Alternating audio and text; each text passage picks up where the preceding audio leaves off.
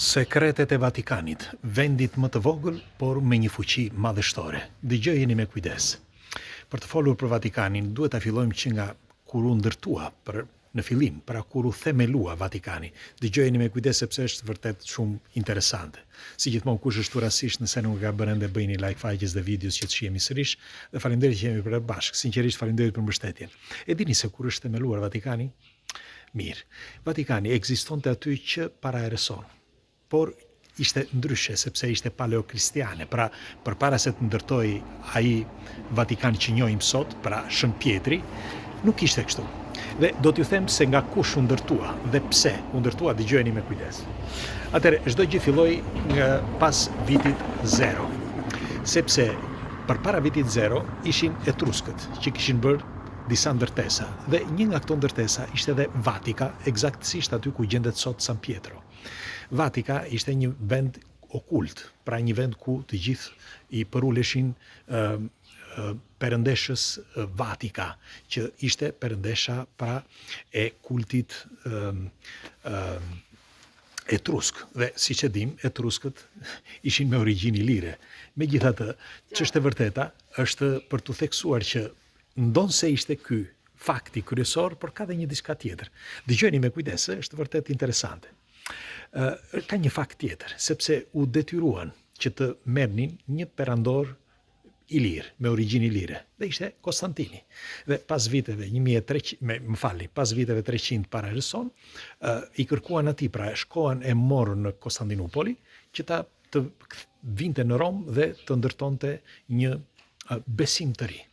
Dhe sepse duke qenë një vend pagan, fillimisht ishin që të gjithë pagan në të gjitha vendet, por kërkonin që të ishte vetëm një, sepse kishin vënë që kishte diçka të veçantë në fiset ilire, sepse ilirët është e vërtet që ishin pagan, por kishin diçka të veçantë.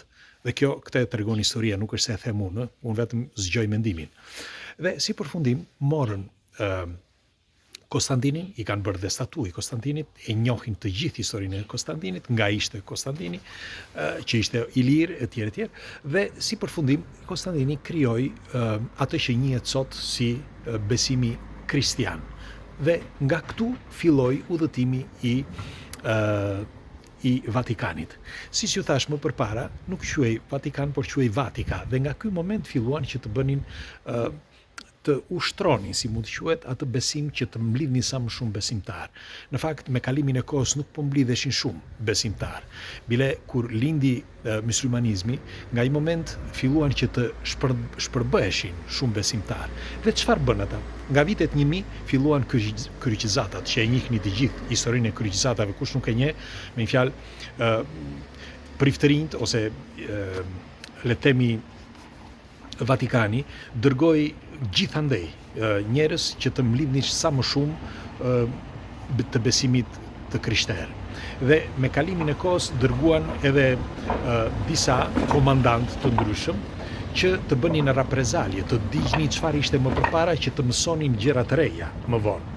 Këto nuk është se i them unë, nuk janë teori konspirative, thash i gjeni gjithandej. Për shembull, edhe në fiset shqiptare, pra duke filluar që nga viti 1000 deri në vitin 1200 ca, filluan reprezalje që u dogjën biblioteka me Bizanti, sepse ishte ai. Bizanti u dërgua pikërisht për këtë, jo vetëm në tërë shqiptare, por gjithandej, deri poshtë në Anatoli. Pra edhe në Greqi, gjithë ato zona. Hungari, Bullgari dhe Rumani.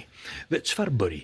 Ai dogji në mënyrë që dhe shkatërroi në mënyrë që të zhduke historia e mëparshme, që të lindte historia e re.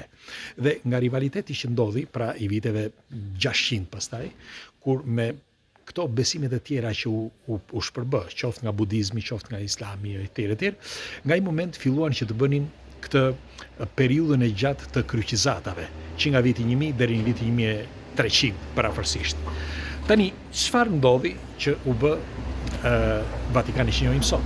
Sepse u ndërtua një bazilikë e re, një kishë e re, ajo që quhet tani Shën Pjetri ose San Pietro, dhe u ndërtua aty nga vitet 1500, pra me Rinascimenton, me